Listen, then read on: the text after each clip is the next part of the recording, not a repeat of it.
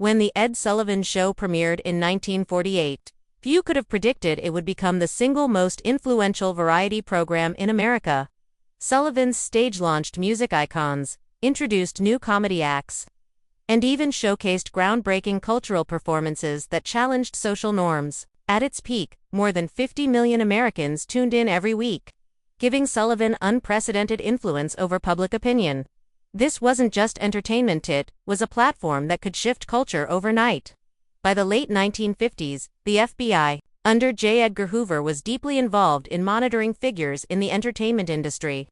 The Ed Sullivan Show regularly featured artists who challenged the status quo, including outspoken musicians, progressive comedians, and civil rights leaders. Hoover's FBI kept detailed files on certain guests, noting any political affiliations, protest involvement, or suspected subversive activity.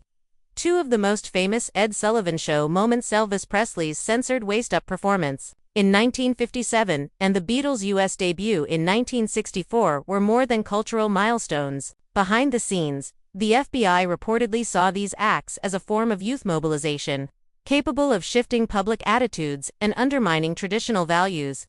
The Elvis appearance came at a time when rock music was being painted as dangerous, while the Beatles brought a new wave of anti-establishment sentiment.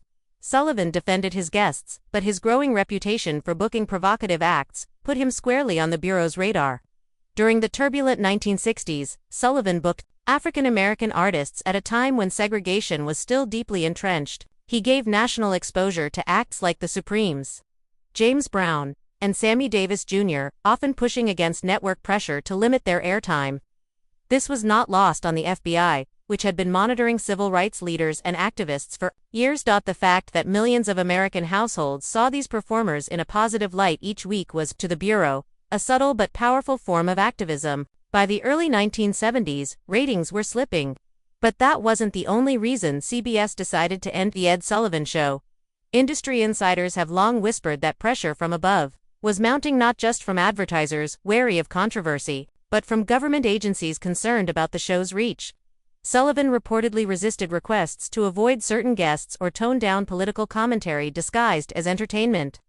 Tensions grew when he openly criticized the Vietnam War during an off-air interview, a stance that did not sit well with certain federal authorities. Historians now believe the Ed Sullivan Show was one of several cultural platforms targeted for soft closure due to political concerns. The revelation has reignited debates about censorship, government overreach, and the unseen forces shaping entertainment history.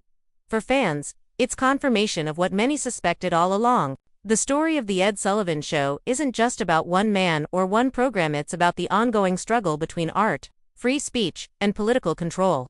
In 2025, with media influence spread across television, streaming, and social platforms, the idea of government agencies shaping public perception feels both familiar and alarming. The Sullivan saga serves as a reminder that cultural influence is power, and power often attracts scrutiny. History suggests the answer might be yes. So now you know the end of the Ed Sullivan Show wasn't just a matter of fading fame. From Elvis to civil rights icons, from Beatles hysteria to behind-the-scenes political battles, Sullivan's stage became a battlefield for America's cultural soul. And according to new 2025 revelations, the FBI didn't just watch, they acted. Drop your thoughts in the comments, hit like if you enjoyed this deep dive, and subscribe for more hidden histories that will change the way you see the past. Because sometimes, the most shocking part of history isn't what happened, it's why.